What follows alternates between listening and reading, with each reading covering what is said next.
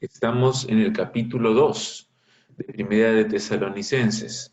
Estamos por empezar este capítulo.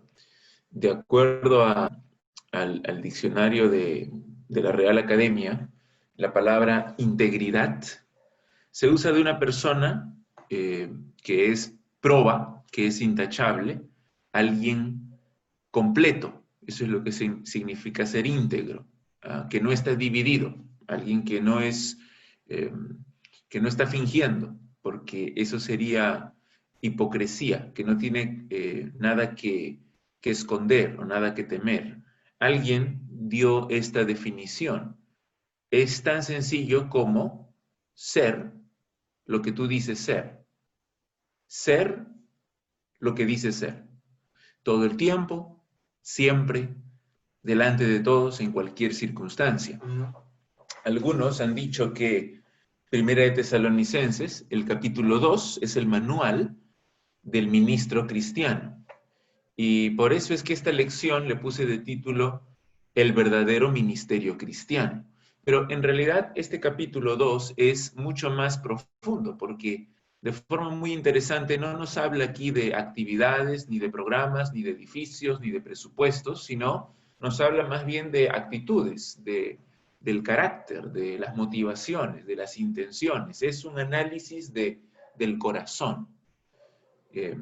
Y yo tengo que confesarles que al leer este pasaje me doy cuenta que aún me falta mucho que aprender sobre lo que significa ser un ministro, un líder de Dios. Pero estos versos no son solamente para pastores, para misioneros o para líderes, sino para cada creyente que quiere servir a Dios con su vida. Y eso somos todos nosotros, porque todos somos llamados a servir a Dios. Podemos leer este pasaje ahora en dos niveles diferentes. En primer lugar, entendiendo que Pablo está defendiendo su integridad en el ministerio de los ataques de los incrédulos. Ese es un primer nivel, porque él había sido muy atacado cuando estuvo en Tesalónica. Entonces, en este capítulo, él quiere defenderse, quiere defender su ministerio.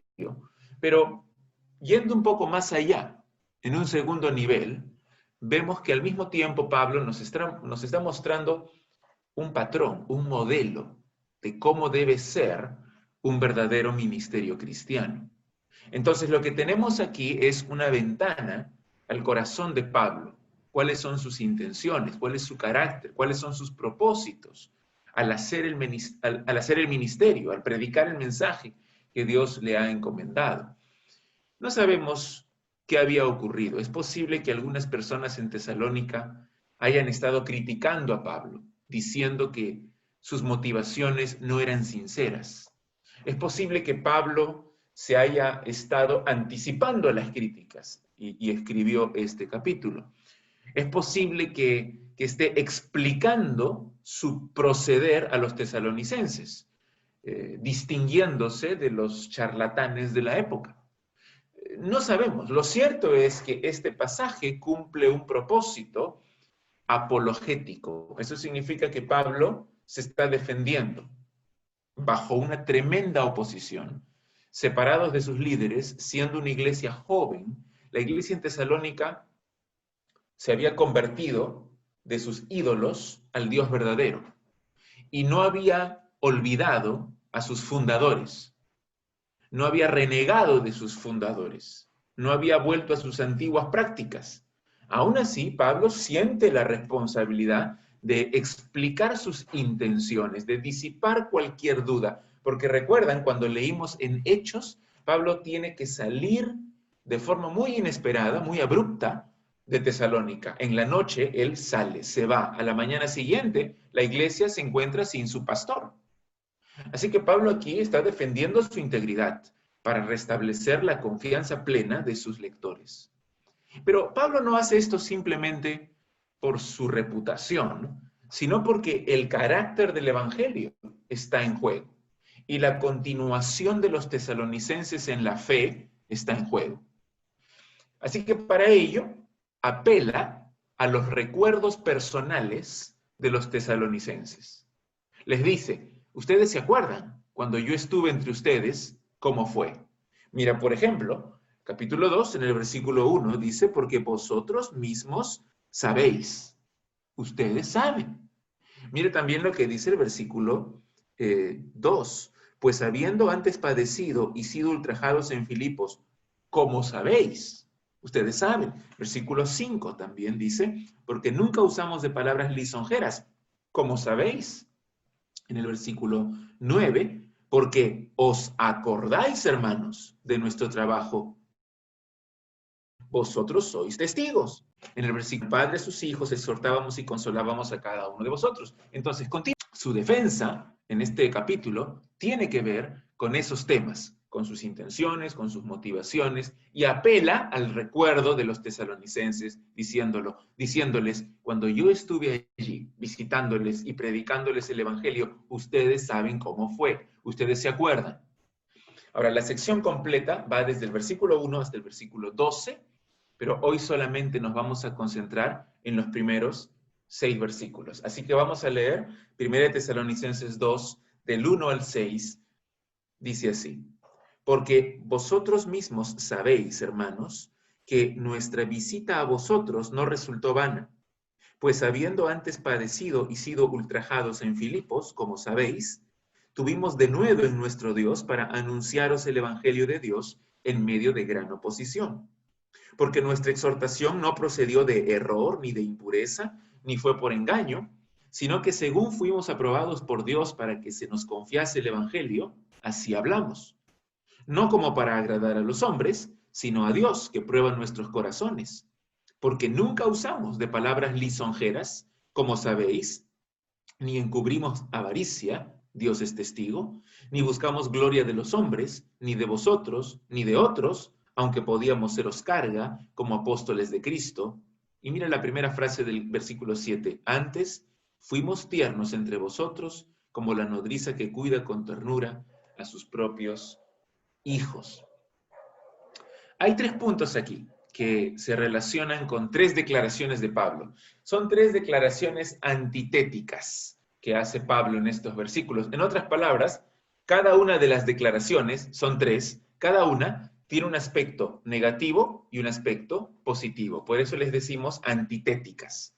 Pablo dice, no esto, sino lo otro. Las 3 declaraciones están, la primera, versículos 1 y 2, la segunda, versículos 3 y 4, y la tercera, versículos del 5, y la primera frase del versículo, hasta la primera frase del versículo 7. Entonces, la pregunta que Pablo responde en cada uno de estos puntos es, ¿cómo reconocemos un verdadero ministerio cristiano? ¿Cómo reconocemos un verdadero ministerio cristiano? ¿Cómo sabemos? En primer lugar, vamos a hablar de la convicción en el ministerio. Tiene que haber convicción. Entonces, para comenzar su defensa, Pablo apela al recuerdo, al conocimiento previo de los tesalonicenses. No tienen necesidad que nadie les diga nada porque ellos lo vieron con sus propios ojos. Les habla con afecto, les dice, hermanos, ustedes saben que mi visita a ustedes no fue en vano. Cuando Pablo habla de su visita, se refiere a todo el tiempo que él estuvo con ellos, que seguramente fue algunos meses. Durante esos meses, él les predicó, les enseñó personalmente. El carácter de su visita no tuvo motivos egoístas o motivos malintencionados o motivos vanos, sino que su visita fue sincera, con valor y con poder. Mira otra vez los primeros 2 versículos. Porque vosotros mismos sabéis, hermanos, que nuestra visita a vosotros no resultó vana. Pues habiendo antes padecido y sido ultrajados en Filipos, como sabéis, tuvimos de nuevo en nuestro Dios para anunciaros el Evangelio de Dios en medio de gran oposición. La prueba que sus motivos no eran egoístas, sino que eran motivos puros, es que después de haber sufrido en Filipos, ellos continuaron predicando el Evangelio con gran denuedo en Tesalónica también. Aunque había gran oposición, pero ellos siguieron predicando. Como dice un comentarista, Jeffrey Wyma, él dice, ¿qué charlatán seguiría sometiéndose a tal abuso. Si Pablo hubiese sido charlatán y ve que hay oposición, se hubiera escapado inmediatamente.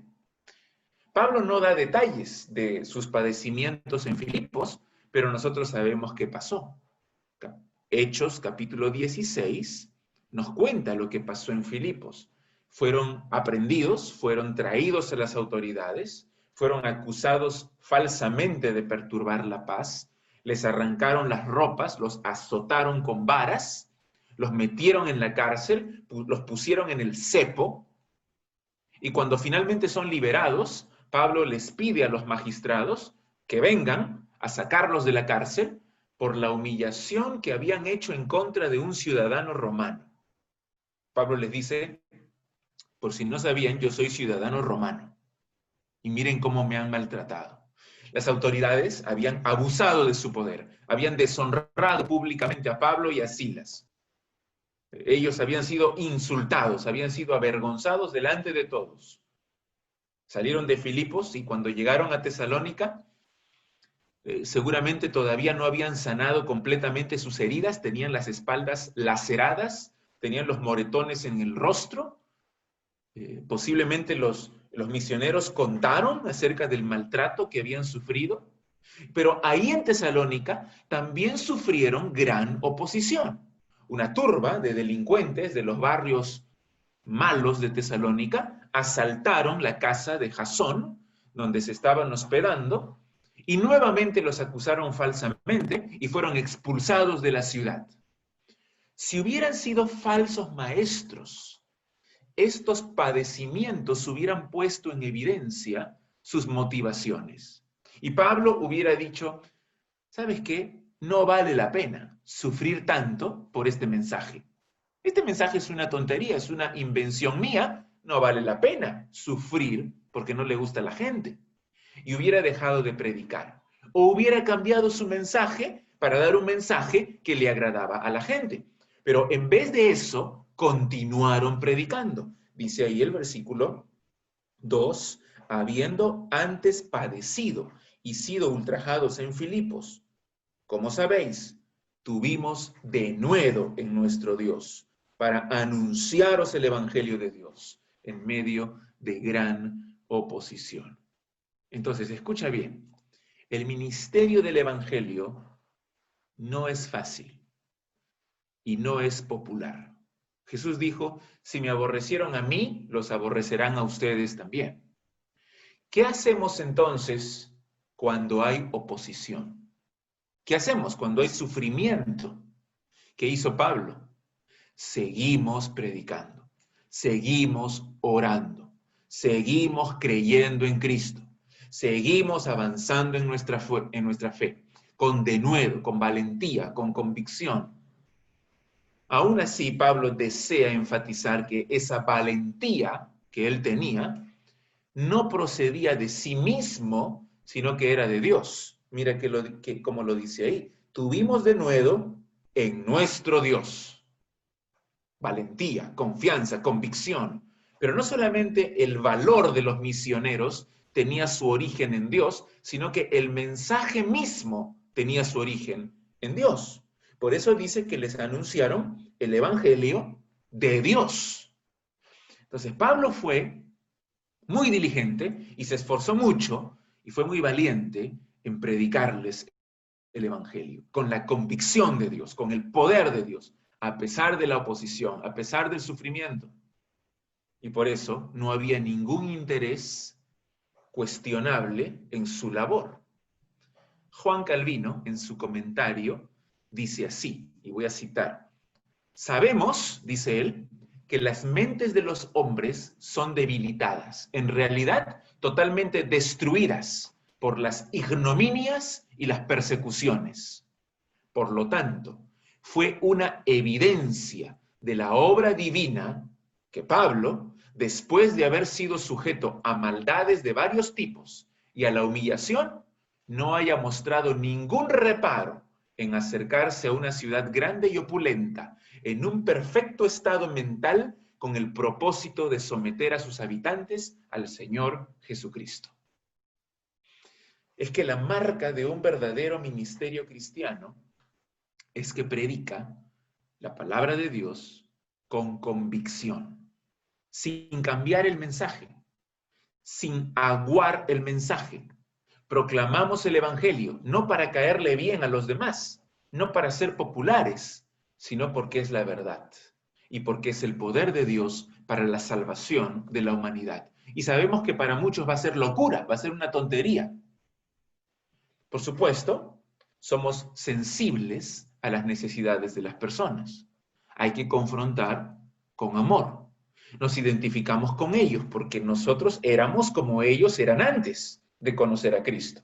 Pero ni por un segundo accedemos a suavizar el Evangelio. Hay que tener la convicción que este mensaje, este Evangelio, este Cristo, este Dios, esta Biblia, es la verdad. En segundo lugar, no solamente hay que tener convicción en el ministerio, denuedo, como dice Pablo, sino también el carácter de nuestra predicación debe ser el correcto. Otra evidencia del verdadero ministerio cristiano es eso, la naturaleza de la predicación, el carácter de la predicación. Cuando nosotros vemos miles de maestros que aparecen hoy día en iglesias, en la radio, en la televisión, en el internet, ¿cómo sabemos cuál mensaje es de Dios? En los versículos 3 y 4, Pablo nos presenta una segunda declaración antitética. Observa lo que dice, porque nuestra exhortación, y la palabra exhortación, de acuerdo a todo este contexto, se refiere a la predicación de Pablo. La predicación de los misioneros cuando llegaron a Tesalónica fue una predicación evangelística basada en las Escrituras, que tenía como tema central a Cristo.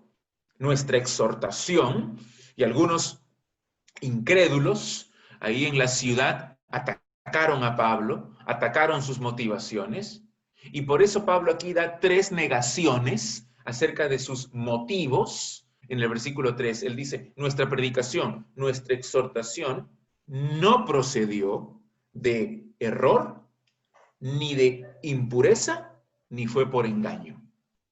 En primer lugar, no procedió de error. Su mensaje no tenía un origen en la mentira, o en la ilusión, en su imaginación, o en algún error doctrinal, o en alguna mala interpretación, con la intención de engañarlos. Pablo está convencido que su mensaje es la verdad. Tantos hoy día enseñan mentiras. Tal vez suenan bien, tal vez te hacen sentir bien, pero son puros errores. La iglesia es la columna y baluarte de la verdad. Así que al evaluar a una iglesia, o a un pastor, o a un predicador, o a un maestro, tienes que preguntarte, ¿está predicando la verdad? ¿La sana doctrina de la palabra de Dios? No hay nada más importante en el ministerio, ser fiel a lo que dice este libro, que es la palabra de Dios. Y tal vez puede sonar un poco exagerado, pero la verdad del Evangelio es lo único que puede salvarte. Y es lo único que puede santificarte y lo único que puede darte fortaleza espiritual. No hay labor más importante sobre la tierra que predicar con fidelidad y con convicción la palabra de Dios. Este es el alimento que nos sostiene. El error, tal vez, te va a hacer sentir bonito, tal vez te va a hacer sentir contento por un momento, pero es error. Así que Pablo dice aquí que su mensaje no procedió del error y tampoco procedió de impureza. Algunos piensan aquí que impureza se refiere a algo de carácter sexual, característico de varios de los cultos de la época, especialmente en Tesalónica, pensando que Pablo y sus colaboradores estaban formando su propia secta con fines inmorales.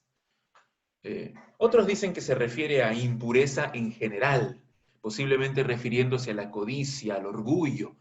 Es difícil saber, pero el sentido general de impureza es más probable. No excluyendo la sensualidad, la inmoralidad sexual. Como dice un comentarista, ningún tipo de impureza motivaba a los apóstoles. Aún hoy, muchos falsos maestros usan la religión para satisfacer sus propias perversiones. Seducen niños, mujeres, usando el ministerio para enfrascarse en placeres mundanos. Aman el dinero, aman los placeres terrenales. Pablo, en cambio, vivía una vida de pureza. Su conciencia estaba limpia delante de Dios y de los hombres. Este mensaje que los predico nace de pureza de corazón. Entonces, no fue por error, no fue por impureza y no fue por engaño. No fue por engaño. Es decir, Pablo no usó métodos para manipularlos, no utilizó astucia humana para engatusar a sus oyentes y que acepten su mensaje. No usó trucos, no usó un show, no usó magia, no usó de teatralidad. En el versículo 4 nos da la parte positiva.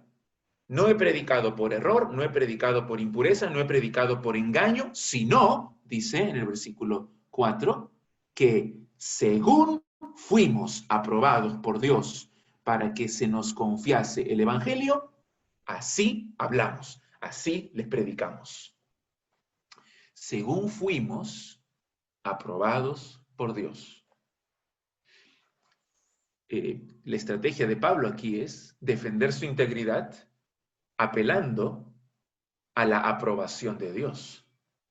En un solo versículo lo menciona 2 veces. Al inicio dice, según fuimos aprobados por Dios, y luego al final también, así hablamos, no como para agradar a los hombres, sino a Dios, que prueba nuestros corazones. Entonces, Pablo no es engañador, no es inmoral, no es manipulador. ¿Por qué? Porque ha sido aprobado por Dios. Dios ha examinado su corazón y Dios ha aprobado a sus misioneros y lo sigue haciendo hoy día.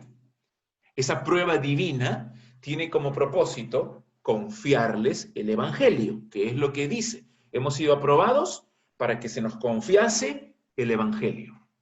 Eso, lo cual es muy interesante porque esto significa que Dios no entrega el Evangelio, no entrega su mensaje a cualquiera, sino a aquel que ha probado, aquel que ha examinado. Pablo dice aquí, miren, yo no estoy en el ministerio porque a mí un día se me ocurrió meterme al ministerio. O yo no estoy aquí para ganar dinero. Yo no estoy aquí para que los demás me admiren. Yo no estoy para agradar a la gente. Yo estoy porque Dios me llamó, me probó y me aprobó. Y es increíble, pero me usa como su mensajero. De ahí proviene la autoridad de los predicadores, no de sí mismos, sino de Dios. El pueblo de Dios, por lo tanto, conforme al testimonio de las Escrituras, hace bien en obedecer a sus pastores y a sus maestros, a aquellos hombres que han sido llamados por Dios, porque les dan el mensaje de Dios. Y por eso es que Pablo no es alguien que busca complacer a los hombres con su mensaje. Él quiere complacer a Dios. Por supuesto, hay un sentido en el que Pablo sí es sensible a las necesidades de sus oyentes, tiene un genuino deseo que ellos se salven, pero jamás va a tergiversar o va a comprometer la verdad del Evangelio para que otros la acepten. No va a ser el mensaje más fácil para que otros lo acepten. La verdad es a veces ofensiva, a veces es dolorosa. A Pablo no le interesa ganar el favor de todos, caerle bien a todos. Lo que él quiere es agradar a Dios, porque Él es, dice al final, quien prueba sus corazones. Así que el objetivo último de nuestra conducta es glorificar a Dios. Pablo acá está invocando a Dios como testigo de los motivos puros de su corazón y de la integridad de su carácter cuando predica el Evangelio. Así que como aprobados por Dios y conscientes que hemos sido probados, que estamos bajo el escrutinio de Dios, que hemos sido comisionados por Él y que algún día le vamos a tener que rendir cuentas, así hablamos, dice Pablo. Entonces, ¿cómo es la predicación? ¿Cuál es el carácter de su predicación? Es una predicación honesta, sincera, clara, fiel, poderosa. Entonces, ¿cómo discernir un verdadero ministerio cristiano? Hemos dicho, en primer lugar, hay convicción en el ministerio. En segundo lugar, hemos dicho el carácter de la predicación. Es el mensaje de Dios que es predicado por los hombres de Dios. Y en tercer lugar, la conducta de los mensajeros, en los versículos 5, 6 y 7. Otra declaración antitética. En primer lugar, la parte negativa está en los versículos 5 y 6. Y allí Pablo presenta tres negaciones, hablando específicamente de su conducta entre los tesalonicenses. Mira la primera negación. Dice en el versículo 5, porque nunca usamos de palabras lisonjeras. Nunca usamos de palabras lisonjeras. Se refiere a usar palabras de adulación, que no son sinceras. En la antigüedad se le contrastaba con la valentía, con la franqueza al hablar. Pablo entonces no hablaba para halagar, no daba promesas falsas, no daba promesas vacías que hacían sentir bien a sus oyentes. Y nuevamente apela a ellos que lo han escuchado predicar. Les dice, como sabéis, ustedes saben que yo no uso de palabras aduladoras, lisonjeras, franeleras. Ustedes han visto mi actitud y mi carácter.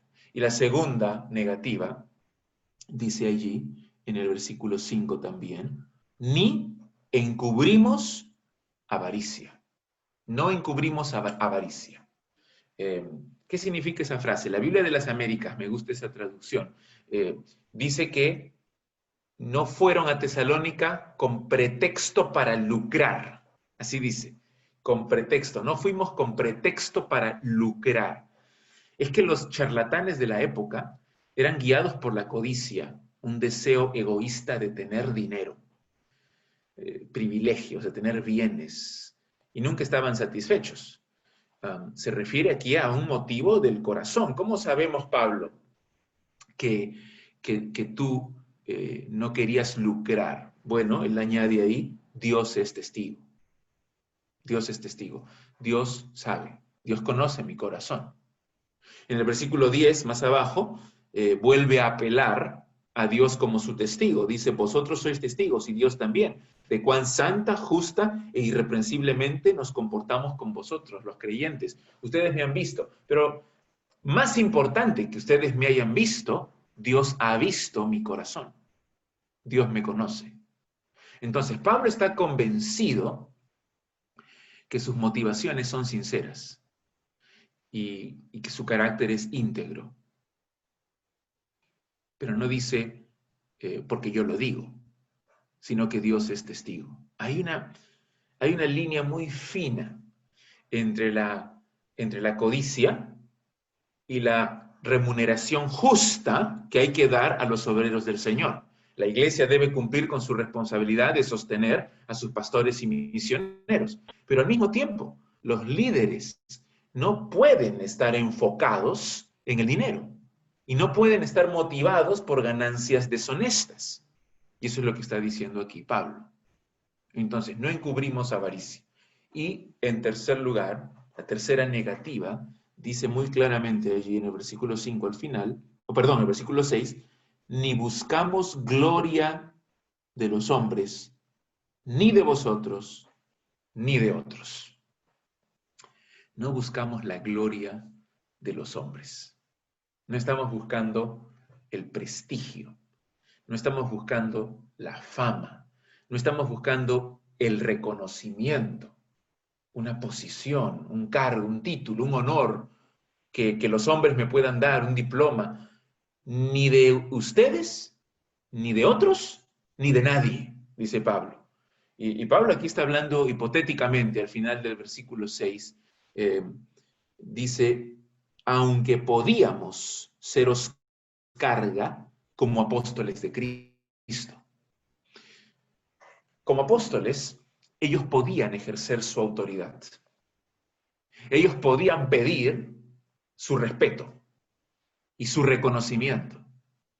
En 1 Corintios 9 se refleja el mismo tema. Él dice, tengo derechos como apóstol, pero me reservo el derecho de renunciar a ellos por amor a los demás.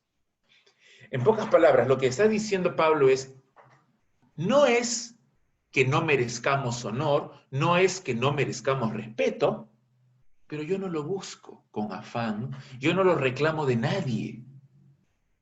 En este caso, este término apóstol incluye también a Silas y Timoteo, porque habla aquí en plural, como apóstoles de Cristo, y tal vez deba entenderse mejor como misionero, como mensajero, comisionado por Cristo, sin necesidad de interpretar esta palabrita apóstol aquí en este contexto con el término técnico para referirse a los 12. No se está refiriendo aquí a los 12, se está refiriendo a los misioneros que llegaron a Tesalónica. Y la declaración positiva viene al inicio del versículo 7. ¿Qué es lo que está diciendo Pablo? ¿Cuáles fueron las negativas? En el versículo 5 y 6. No usamos de palabras lisonjeras, no hacemos cosas por lucro, y en el versículo 6, no buscamos la gloria de los hombres.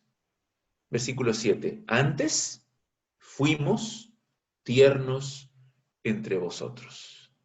Antes fuimos tiernos entre vosotros. La idea aquí es que Pablo no ha venido con motivaciones cuestionables, no ha venido para adularlos, no ha venido para ganar dinero, no ha venido para ganar fama, sino que se ha comportado como un niño pequeño en medio de ellos. Ahí hay un pequeño problema textual, eh, porque algunas versiones, como la Reina Valera, traducen, fuimos tiernos entre ustedes, y otras versiones traducen, fuimos niños entre ustedes. Los manuscritos más antiguos tienen la palabra niños, y tal vez esa sea la mejor opción. Lo que Pablo está diciendo es que cuando llegamos a ustedes, nos comportamos de manera inocente en cuanto a nuestras intenciones. Y también se refiere al hecho de que así como los recién convertidos eran bebés en la fe, los misioneros que llegaron a ellos se hicieron como ellos. No mostraron superioridad, sino que se hicieron como niños entre ellos. Los bebés nacen pecadores, yo sé, pero están libres de las maquinaciones y de las astucias de los adultos, como las que usaban los falsos maestros de la época. Así que Pablo y sus colaboradores se presentan aquí con pureza, con sinceridad, con transparencia, ingenuos para el mal, no colocándose por encima de los demás, sino que buscando ayudarles en todo y predicarles el Evangelio para que sean salvos, con un corazón limpio, con una conciencia limpia y un verdadero ministerio cristiano. Entonces, hermanos, ¿cómo hacemos para discernir cuál es un verdadero ministerio cristiano?